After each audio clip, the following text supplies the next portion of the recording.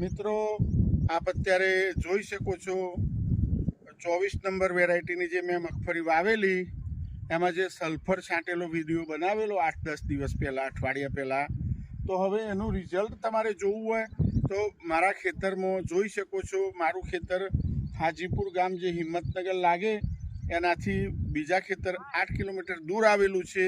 તો આ મગફળી તમે અત્યારે કેમેરામેન તમને બતાવે છે કે મગફળીનું રિઝલ્ટ જુઓ. ખાલી આની ગ્રીનરી ખાલી રાજભાઈ પત્તો બતાવો. આ ગ્રીનરી જુઓ ને મિત્રો, તો પણ તમને ખ્યાલ આવે કે કોઈ પણ જાતનું પાયામાં ખાતર પહેરેલું નથી મિત્રો, એ પણ તમને જણાવું.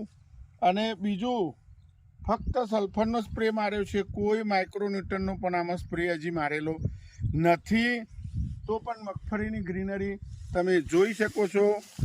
આગળ બતાવે છે રાજુભાઈ તમને. તો મિત્રો તમે પણ મગફળીમાં આ રીતના સલ્ફરનો સ્પ્રે કરવાનું રાખો. નજીકથી પણ બતાવું તમને, નજીકથી બતાવું. જુઓ મિત્રો, પત્તાની અંદર આ ફૂગનાશકનું પણ કામ કરે છે.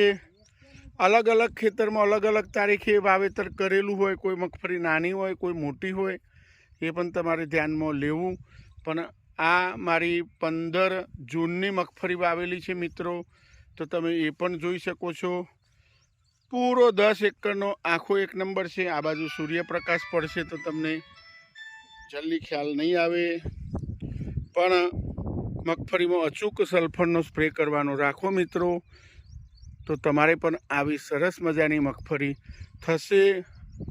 અને 18 ઇંચના ગાળે વાવેતર કરેલું છે, 1.5 ફૂટે વાવેલું છે, તો પણ મગફળીમાં જગ્યા નથી. 24 નંબર વેરાયટી છે મિત્રો, એ પણ તમારે ધ્યાનમાં લેવું. ક્રાંતિ પણ કહેતા હોય ઘણા લોકો. તો આ રીતના તમે પણ સલ્ફરનો સ્પ્રે કરી શકો છો. તો મિત્રો તમે પણ મગફળી અત્યારે 50 દિવસની થઈ હોય, આ 15 જૂનનું વાવેતર છે, એમાં પણ અમે સ્પ્રે કરી દીધો. અને જુલાઈ મહિનાની જે નાની મગફળી હોય એમાં પણ અમે સ્પ્રે કરી દીધો છે. તો તમે મારી સાથે આ મગફળી જોઈ તો તમે પણ લિક્વિડ સલ્ફરનો સ્પ્રે કરવાનો રાખશો તો જોરદાર તમને પણ રિઝલ્ટ મળશે. વિડીયો સારો લાગે તો બીજા મિત્રોને શેર કરી શકો છો, તો એમને પણ લાભ મળે મિત્રો.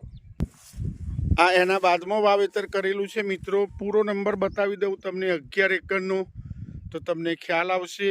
એમાં સ્ટેપ બાય સ્ટેપ વાવેતર કરેલું છે. તો તમે પણ મગફળીની અંદર આ રીતના સલ્ફરનો સ્પ્રે કરવાનું રાખશો તો જબરજસ્ત રિઝલ્ટ મળશે.